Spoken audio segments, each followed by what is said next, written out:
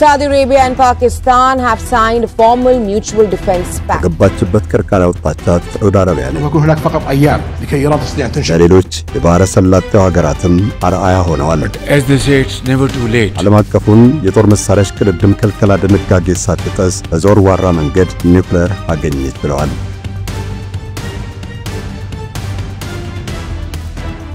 ጣምራ ጦር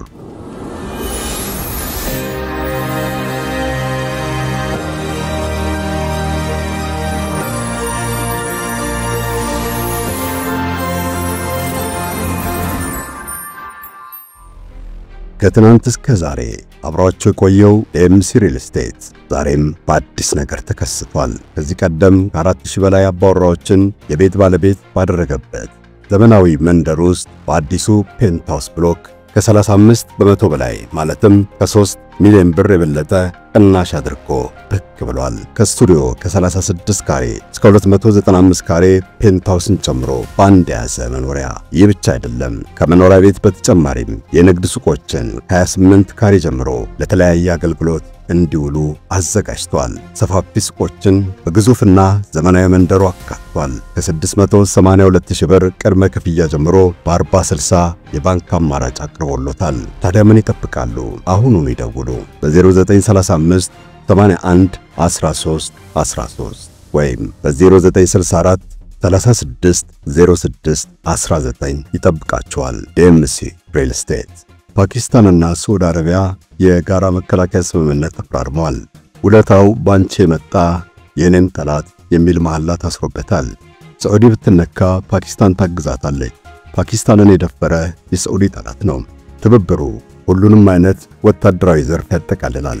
በመርህ ደረጃ የፓኪስታን ተወንጫፊ የመከላከያ ስርዓት፣ ወታደራዊ ሳተላይትና ጥቃት አምካኝ መሳሪያ ሳዑዲ አረቢያ ላይ መሰማራት ይችላል።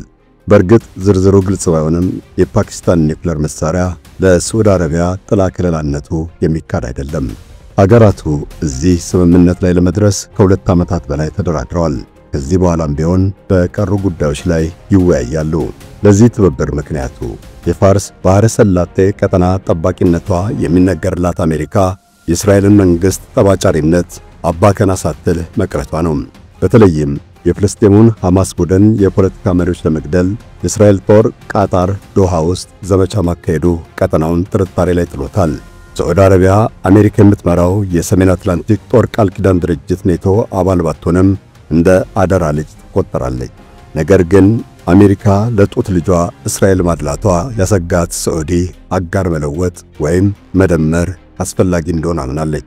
ከዛ ባለፈ የሳዑዲ አረቢያና የፓኪስታን ወታደራዊ ቃል ኪዳን ለህንድ፣ ቻይናና ኢራን የሚሰጠው ትርጉም በዋዛ አይታለፍም። ሆኖም የልዑል አልጋ ወራሽ መሐመድ ቢን ሰልማን አስተዳደር ከፊት ለተደቀነበት አደጋ መዘጋጀቱን መርጧል። በተጨማሪም በስልት ለውጥ ላይ በራሱ የመወሰን አቅም እንዳለው አሳይቷል።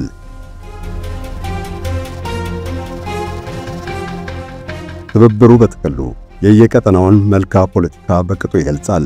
እንዲህ አይነቱ ጥምረት በቃል ኪዳን በዲስኩርና በጋራ ሴት ላይ የሚመሰረት አይደለም። ይልቁንም የጡንቻን አቅም ቀምሮ የሚገባበት ነው። But as they say, it's never too late. तो मैं समझता हूं कि इस काम के लिए ጸሐፊው በትረ ሙሳ እንደሚገልጸው በግዙፉ ዓለም ውስጥ እየተካሄደ ካለው ቁማር ባይተዋር ሆኖ መገኘት እንደሚያስበላ ሁሉም ይረዳል። ለዚያም ነው ትራምፕ የሁለቱን ሀገራት ስምምነት እንደሰሙ ስለ አፍጋኒስታን ባግራም አየር ኃይል ሰፈር ማሰላሰል የጀመሩት።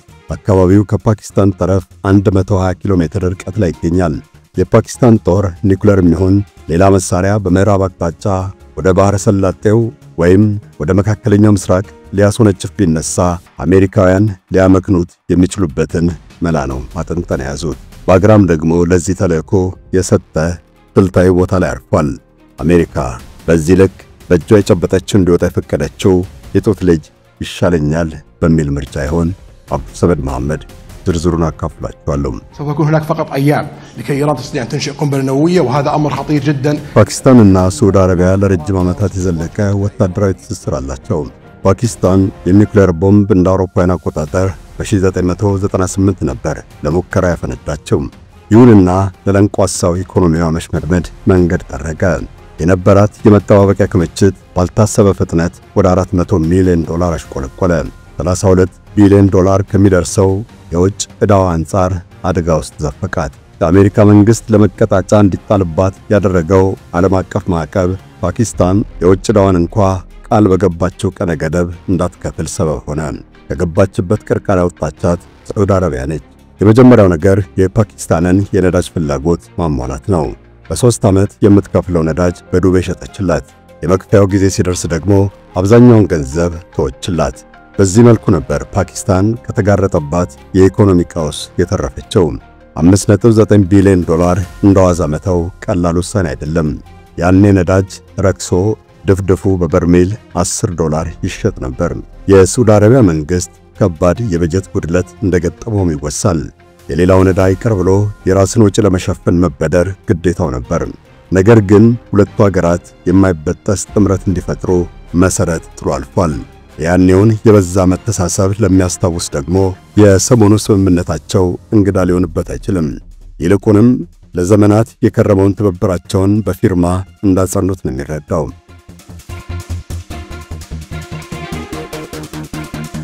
የፓኪስታንና ሳዑዲ አረቢያ ባለስልጣናት ወታደራዊ ውል ለመፈራረም ድርድር ከጀመሩ ጥቂት ዓመታት ተቆጥረዋል። ሂደቱን ለማፍጠን የወሰኑት ግን የጋዛ ጦርነት ከፈነዳ ወዲህ ነው። ሳዑዲ አረቢያ፣ ቃጣርና የተባበረችው አረብ ኤሚሬት የአሜሪካ የቁርጥ ቀን ወዳጅ እንደሆኑ ይቆጠር ነበር። የአሜሪካ መንግስት በርካታ የጦር ሰፈሮችን በሦስቱ ሀገራት አቋቁሟል። የደህንነታቸው መተማመኛም ሆኖ ቆይቷል። ነገር ግን ባለፉት 2 ዓመታት የእስራኤል ጦር በሶሪያ፣ ሊባኖስ፣ የመን፣ ኢራቅና ኢራን ላይ እሳት ሲያዘንብ የአሜሪካ መንግስት ሊያስቆመው እንዳልፈቀደ ታዝበዋል። ይባስ ብሎ ቃጣር መደፈሯ ለቀሪዎቹ የማንቂያ ደወል ነው። የአረቦቹ መሳፍንታዊ መንግስታት ለኢራን ጥላቻ ቢኖራቸውም በእስራኤል ጦር መወጋቷን በበጎ አልተመለከቱትም። ቃጣር ስትነካ ቀጣዩ ተረኛ ማን ሊሆን ይችላል የሚል ስጋት ነው የበቀለው። የአረብ ሀገራቱ ነገስታት የገዛ ራሳቸውን ደህንነት አሜሪካውያን እንዲጠብቁላቸው የሰጡት አደራ በየትኛውም ጊዜ ሊበላ እንደሚችል አውቀውታል። ባለቤቱን ያመነ በግ ሊተረትባቸው መቃረባቸው አልጠፋቸውም። በቃጣር ላይ የተፈጸመው ጥቃት ፈጽሞ ያልተጠበቀ ነው። የጋዛ ሰርጥን ተፋላሚዎች ለማስታረቅ ደፋ ቀና የምትልበት ወቅት በመሆኑ እስራኤላውያን በጠላትነት ሊመለከቷት እንደሚችሉ አልታሰበም። በዚያ ላይ ለአሜሪካ ያላት ወዳጅነት እንደ ዋስትና ተወስዷል። የሳዑዲ መሪዎች ከዛ ወዲህ የተረዱት የእስራኤል መንግስት እንዳሻው ቢፈነጭ የሚቆጣው ለመኖሩ ነው። ለዚያም ነው ከፓኪስታን ሹማምንት ጋር የመከላከያ ውል ለማሰር የተሯሯጡት። ለሌሎች የባህረ ሰላጤው ሀገራትም አርአያ ሆነዋል። ቀድሞም ፓኪስታን ከኒኩሌር ጥቃት ልትታደጋቸው አይኗን እንደማታሽ እምነት ነበራቸው። በቅርቡ ከሌላኛዋ ኒኩሌር ታጣቂ ህንድ ጋር መጠነኛ ውጊያ መቅጠሟ ተስፋቸውን አጠንክሮላቸዋል። ስለዚህም ነው ወይ በተናጠል ከፓኪስታን ጋር ቃለ መሐላ እንደሚገባቡ አለዚያም የሳዑዲ አረቢያን ስምምነት እንደሚቀላቀሉት የሚገመተው። ቃጣር፣ ቱርክ፣ ግብጽ፣ ባንግላዴሽና አረብ ኤሚሬት ተረኛ ሀገራት ሊሆኑ ይችላሉ። የሳዑዲ አረቢያና ፓኪስታን የመከላከያ ጥምረት ውል ብዙ ነገር ሊመዝድ ይችላል።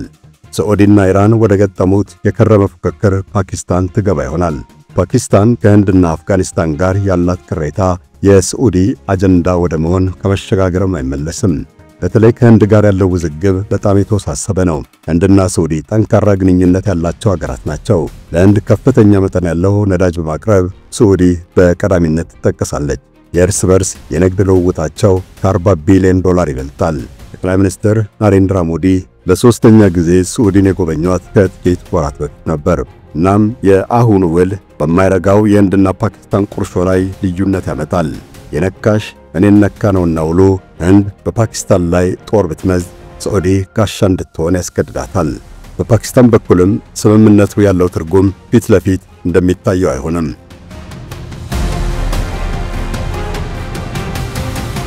ፓኪስታን የዳበረ ወታደራዊ ቁመና ስላላት ትወጋ ሳዑዲ አረቢያ እንድትደርስላት አልጠራትም። የኒኩሌር ባለቤት ነችና ወታደራዊ ኢንዱስትሪዋ ግዙፍ ነው።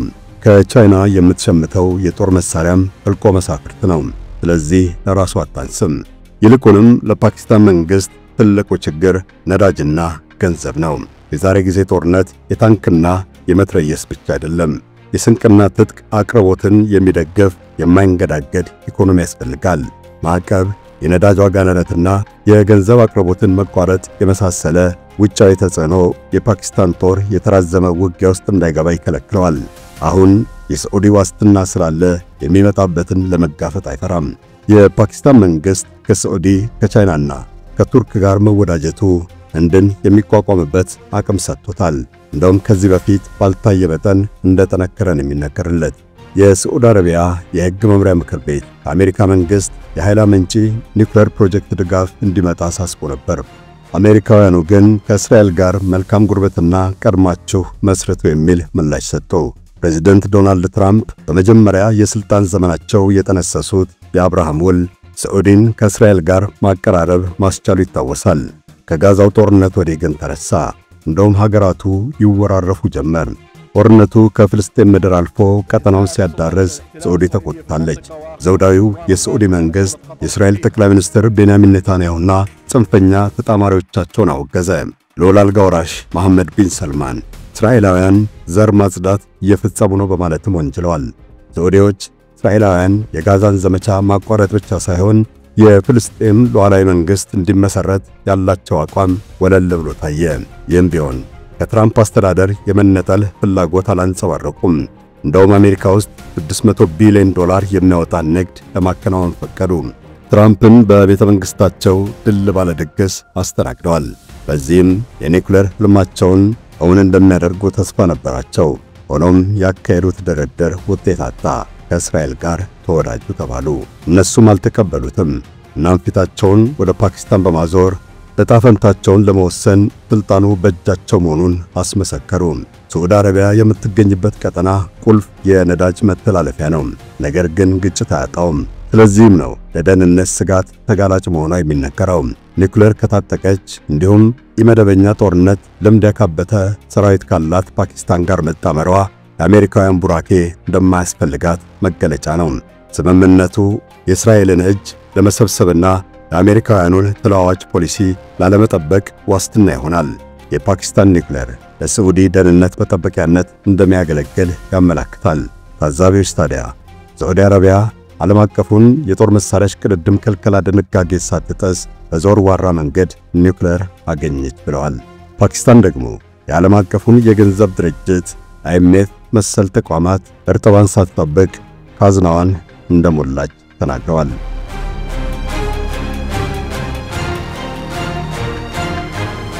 ሳዑዲ ትልቅ አገር ናት። የተለያየ አይነት ማህበረሰብ ይኖርባታል። በይፋ የምታራምደው የሱኒ እስልምና ራሱ በውስጡ ጽንፍ መያዝ እንዳለበት የሚሰብኩ ተጽዕኖ ፈጣሪ ሰዎችም አሉበት። ተወደደም ተጠላም የሁለቱ ቅዱሳን ከተሞች መካና መዲና ጠባቂ እንደመሆኗ እያንዳንዱ የዓለም ሙስሊም ይፈልጋታል። የፍላጎት ከገዢው መንግስት አቋም ጋር የማይጣጣም ከሆነ ደግሞ ለአደጋ ትጋለጣለች።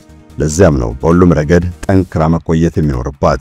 በዚህ መሃል አንሶና ተናንሶ መገኘት ያስደቀድቃል። ሳይቃጠል በቀጠል ማለት ይሄኔ ነው። اتفاق حدث في عام 38 በመካከለኛው ምስራቅ ላይ የአሜሪካ ቁልፍ የፖለቲካ የደህንነትና የኢኮኖሚ አጋር የሚባሉት እስራኤልና ሳዑዲ አረቢያ ናቸው።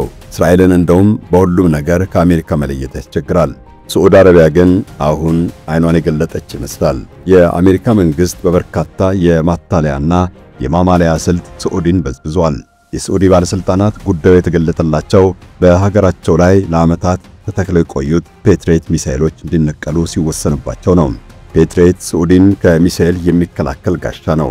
ታዲያ በዚህ ወቅት ለምን ይነቀላል? ከዛ ባለፈ የአሜሪካ መንግስት ለሳዑዲ ሰራዊት የጦር መሳሪያ የሚሸጠው ቃታ አሳሳብ ብቻ ሳይቶ ነው። የምትታለብ ላም አትታረድም አይነት ጨዋታ ሲጫወት ነው የከረመው። የአሜሪካ መንግስት ለአረብ ወዳጆቹ ሀገራት እጅግ ደግ መስሎ ነው የሚታየው። የሚጠይቁትን የውጊያ መሳሪያ ያለ ሙግት ይሸጥላቸዋል። ነገር ግን በመሳሪያዎቹ በነጻነት እንዲያዙ አይፈቅድላቸውም። በተለይ ሚሳኤልና ተዋጊ ጀት ሲሸጥላቸው የጥገና ውል እንዲፈርሙለት ያስገድዳል። የገዢዎቹ ሀገራት ባለሙያዎች መሳሪያዎቹን መጠገን የሚችሉበት ስልጠና እንዲያገኙም እድል አይሰጥም። የአሜሪካ መንግስት የጦር መሳሪያ ሽያጩን ለፖለቲካ ጥቅሙ ማስፈጸሚያ ነው የሚያውለው። የአሜሪካ መንግስት እብሪት ከሚገለጽባቸው ሁኔታዎች ሌላኛው የወታደራዊ ኢንዱስትሪውን የፈጠራ ጥበብና ስልታዊ የጦር መሳሪያ ለአረብ ሀገራት አሳልፎ ለመስጠት አለመፍቀዱ ነው። ለአብነት በባህረ ሰላጤው ቁልፍ አጋሩ ለሆነችው ሳዑዲ አረቢያ ረጅም ርቀት የሚምዘገዘግ ባለስቲክ ሚሳኤል ከልክሏል። በዓለማችን ባለስቲክ ሚሳኤል የታጠቁ ሀገራት አሜሪካ፣ ሩሲያ፣ ቻይና፣ ፈረንሳይ፣ ብሪታንያ፣ እስራኤልና ሰሜን ኮሪያ ብቻ ናቸው። ይህ ሚሳኤል በሮኬት አማካይነት የሚወነጨፍና ኢላማውን የማይስት የትኛውንም አይነት ቦምብ ተሸክሞ ረጅም ርቀት የሚምዘገዘግ ሁነኛ መሳሪያ ነው። ሳዑዲ አረቢያ ለረጅም ጊዜ በጠላትነት ስትፈርጃት ከቆየችው ኢራን መተናነሷ እጅግ ስላስጨነቃት ነበር ይህን ሚሳኤል ለመታጠቅ በጽኑ የተመኘችው። የአሜሪካ መንግስት እምቢታ ታዲያ የሳዑዲ ባለስልጣናት እጃቸውን አጣጥፈው እንዲቀመጡ አላደረጋቸውም። ከሌሎች ሀገራት የጦር መሳሪያ መግዛትና ዕውቀቱን ማስመጣት የተሻለ እንደሆነ ደመደሙ። በወታደራዊ አቅም የተሻለ ደረጃ ላይ መገኘት እንደሚጠበቅባቸው ስላመኑ የረጅም ርቀት ተምዘግዛጊ ባለስቲክ ሚሳኤል፣ የድሮንና ሌላም የውጊያና የመከላከያ ቴክኖሎጂ መቅዳት የሚችሉበትን አማራጭ ከአዲስ ወዳጅ አገኙ።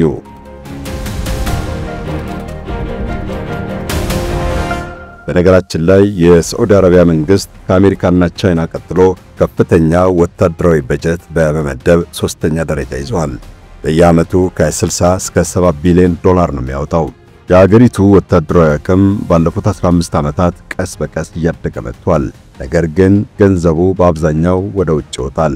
ሳዑዲ አረቢያ ከምትጠቀመው የጦር መሳሪያ 97 በመቶውን ከሌሎች ሀገራት ታስገባለች። እዚያው የሚሰሩትና የሚገጣጠሙት ከ3 በመቶ አይበልጡም።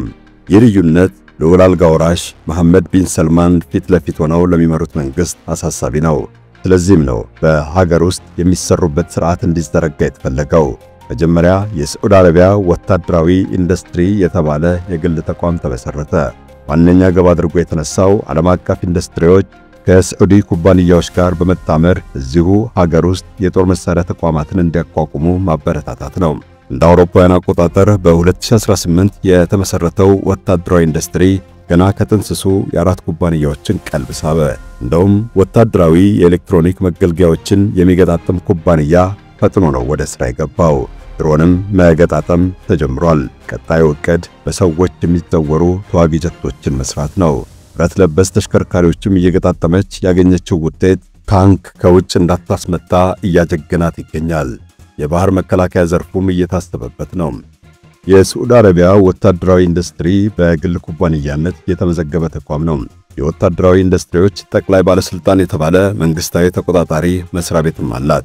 ይህ ባለስልጣን ዘርፉን ከመቆጣጠር ባሻገር የሀገሪቱ ወታደራዊ ኢንዱስትሪዎች እንዲስፋፉ የሚያግዘው መዋዕለ ንዋይ ከመንግስት ካዝና በበቂ ሁኔታ እንዲወጣ ሁኔታዎችን ያመቻቻል።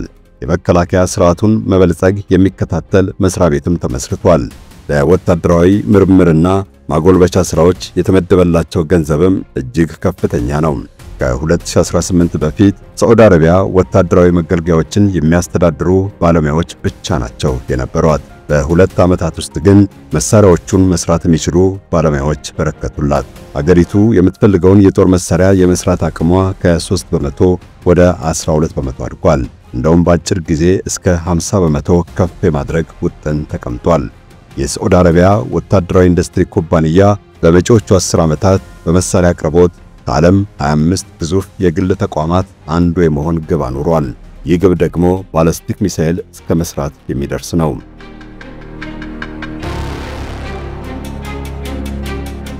ሳዑዲ አረቢያ ከ1980ዎቹ ጀምሮ ነው ባለስቲክ ሚሳኤል የታጠቀችው። የረጅም ርቀት ተምዘግዛጊ ዶንግፌንግ 3 ባለስቲክ ጨምራላት። በ2014 ባካሄደችው ወታደራዊ ትርኢትም ለዓለም አሳይተዋለች። ከ4000 ኪሎ ሜትር የሚበረው ይህ ሚሳኤል 2 ቶን የሚመዝን ቦምብ ይሸከማል። የኒውክሌር አረር ሊጠመድበትም ይችላል። ይሁንና ዶንግፌንግ እንዲመታ የተተኮሰበትን ኢላማ እስከ 1000 ኪሎ ሜትር በሚደርስ ርቀት የመሳት ዕድሉ ከፍተኛ ነው። ነገር ግን ሳዑዲ ሚሳኤሉን ከነችግሩ የገዛቸው ጦርነት የገጠመችውን የትኛውንም ጠላት ወታደራዊ ሰፈር ለመምታት ነው ይባላል። ወታደራዊ ሰፈር ደግሞ እጅግ ሰፊ ቦታ ላይ ስለሚመሰረት ሚሳኤሉ ግቡን አያሳካም ብሎ መደምደም አይቻልም። በዚያ ላይ የምታጠምድበት ኒውክሌር ወይም ኬሚካል ቦምብ ስለሚሆን 1000 ኪሎ ሜትር ስቶ ቢወድቅ እንኳ ሊጎዳው ያሰበውን ቦታ አያጣውም። በዛ ላይ ሳዑዲ ኢራን ኒውክሌር ቦምብ ለመቀመም የምታደርገውን ጥረት እግር በእግር ትከታተላለች። ለኢራን ከሆነላት ሳዑዲም ከመታጠቅ ውጪ አማራጭ እንደማይኖራት ደጋግማ አሳውቃለች። ኒውክሌር ቦምብ ካላት ደግሞ ማስወንጨፊያው ያስፈልጋታል። ስለዚህም ነው በግዛቷ ባለስቲክ ለመስራት የተነሳቸው። ሳዑዲ አረቢያ ለዘመናት ከኢራን ጋር በጠላትነት ዘልቃለች። ኢራን የዳበረ የሚሳኤል ቴክኖሎጂ ባለቤት ነች። ሳዑዲ ግን ከውጭ ገዝታን የምታስገባው። ዋነኛ አቅራቢዋም አሜሪካ ናት። በመካከላቸው መቃቀር ሲፈጠር ግን የሳዑዲ ባለስልጣናት እንደ ቻይና ወዳሉ ሀገራት ፊታቸውን አዙረዋል። አሜሪካ ባለስቲክ ሚሳኤል ለመሸጥ በ1980ዎቹ ስትስማማ ከባድ ግዴታ ነው በሳዑዲ ላይ የጣለችው።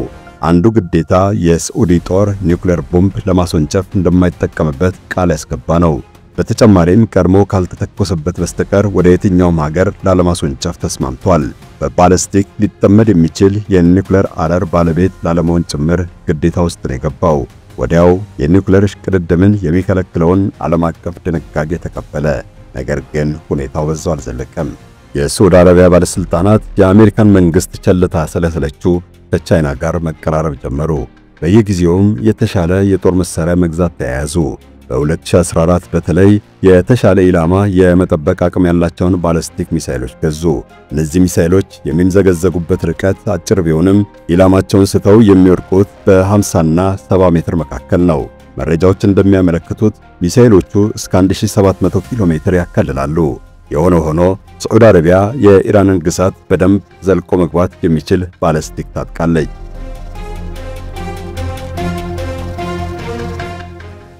ሳዑዲ ምድር ለምድር 280 ኪሎ ሜትር የሚያቋርጥ ሚሳኤል ለመግዛት ከዩክሬናውያን ጋር ስምምነት ተፈራርመው ነበር።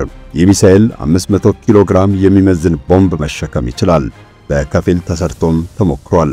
ነገር ግን ሚሳኤሉ ለሳዑዲ ተላልፎ ከመሰጠቱ በፊት የዩክሬንና ሩሲያ ውጊያ ተጀመረ። ቢሆንም የሳዑዲ መንግስት በ2019 ገደማ የባለስቲክ ሚሳኤል ኢንዱስትሪ ማቋቋሙን ዓለም አቀፍ መገናኛ ብዙሃን በሰፊው ዘግበውታል። የሳተላይት ምስሎችም ተሰራጭተዋል። የሳዑዲ መንግስትም የባለስቲክ ሚሳኤል ቴክኖሎጂ ከቻይና መረከቡን አምኗል።